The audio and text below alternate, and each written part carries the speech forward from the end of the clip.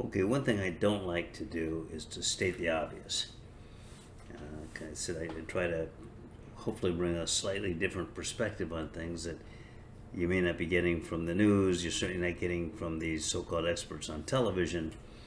And so you may agree with me or disagree or whatever, but I like to think that I bring a little something extra to the issues of the day.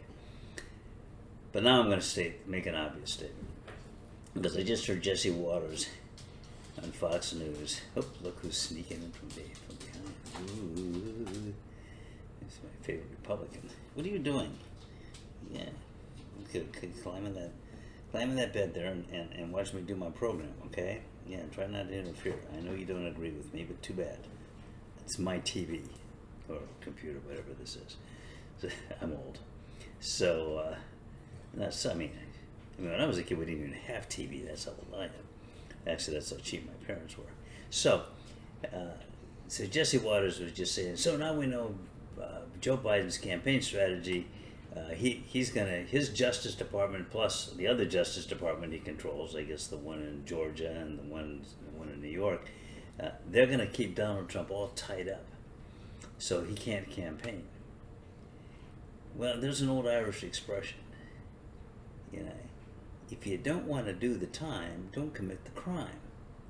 We all know that Donald Trump committed one felony after another. That is assuming that you're living on this planet, that you have access to some sort of news, and that you have an open mind, which means you're not your typical Trump supporter. But if you're just a normal, open-minded, relatively informed person, you know damn good and well that guy's committed one crime after another. The ones at Mar-a-Lago are unquestionable. We've got videos, we've got tapes, we've got him on TV, and we all know what happened with the trying to rig the election by bringing in false slates of electors in states that the Biden clearly won, and Trump and this crazy lawyer of his conspired with the different state legislatures and people in the states to have these people come in particular in Michigan. I think they've already been charged with doing this, coming in and pretending that they're the actual electors that were elected to cast the vote for the president, and they're all Donald Trump electors, and that they're the legitimate electors, and then they're going to go in there and cast their votes. Well, they knew damn good and well they weren't the electors who were elected. The ones who were elected were the Biden electors. They were already certified, but they were going to go in there and try to get the Republicans in the legislature to reject the votes, the actual electors who were elected, and substitute these people. And that was a scheme that they were trying to enact all over the country. So we saw that. We saw it in real time. We know that Donald Trump is up to his eyeballs in federal felonies. We've seen him. So for Jesse Waters and anybody else that comes out there and says, this is terrible, Joe Biden has unleashed his Justice Department, which isn't true, but even if it was true, so what? Unleashed his Justice Department to go out and prosecute Trump for the mere fact of committing crimes. He can't do that. Trump's running for president.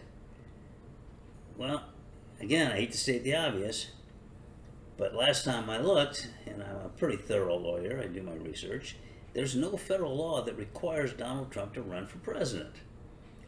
He didn't have to do that. He could have made a choice. He could have said, you know what? I know that I'm going to be facing a bunch of criminal charges. I think I'm not guilty. I have no idea why he thinks that, but I think I'm not guilty. I have a right to put up a defense, but I can't really do that and also run for president at the same time. So, and even if I were convicted, which could happen, how am I going to serve as president with a straight face? I have no credibility at all. He could have said that. No one required him to run for president, except his ego. I mean, his own family is never even seen with him anymore. They want nothing to do with him. All the people that he brought into his cabinet, including his attorney general who stuck up for him constantly, none of those people want anything to do with him. Almost all of the witnesses that we saw in the second impeachment trial who testified against him, who are also going to be testifying in this latest criminal charge, used to work for him. You listen to these people who not only worked for him, but people who were friends of him, people who knew him in New York socially, all say the same thing. The guy's a first-class jerk. In my opinion, he's borderline psychopath. But, am I a psychiatrist? No. Should I be evaluated by a psychiatrist? God, George. Anyway, yes, probably, but that's a whole different issue. So, that's the statement. That's the obvious statement. One, he committed these crimes. Of course he has to face the justice system. What kind of justice system would we have if we said, oh, well, don't worry about it. If you're running for president, you can't be charged. You're too important. And then they complain about the two-tier justice system. This guy totally wants a two-tier justice system. The other thing that gets me is he's out there saying, this is Biden trying to, because he's a slimeball, he's trying to use the Justice Department to attack me, a private citizen who's doing nothing except running for president.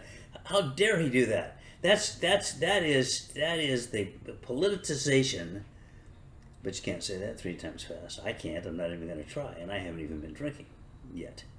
So the politicization of the government by the president turning trying to get the Justice Department to do his bidding. At the same time, he says, when I'm elected president, the first thing I'm going to do is have the Justice Department go after and indict Joe Biden.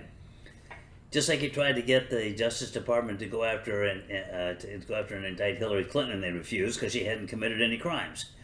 And here's a guy who lives and breathes the idea that the Justice Department was his own personal private army and constantly tried to get them to do things that were totally improper for his own political purposes, and then complains that other people are doing that. There's a psychological term for that. It's called projection. So I hate to get myself all worked up about something which is so obvious. Like I said, you've probably heard this, what I just said, a million times before. The only difference is, I was going to say you haven't heard it from me, but you probably heard it from me before too. Man, you got to get a life. Stop watching this show and go do something worthwhile with your life. I don't have any suggestions. If I had any suggestions, I'd be doing something worthwhile with my life instead of this stupid podcast thing, but that's what I'm stuck with. So, do yourselves a favor. Don't watch me anymore. I'm kidding. I need you to watch me. Please, watch me. Have your friends, if you have any. Have them watch me too. Okay, bye.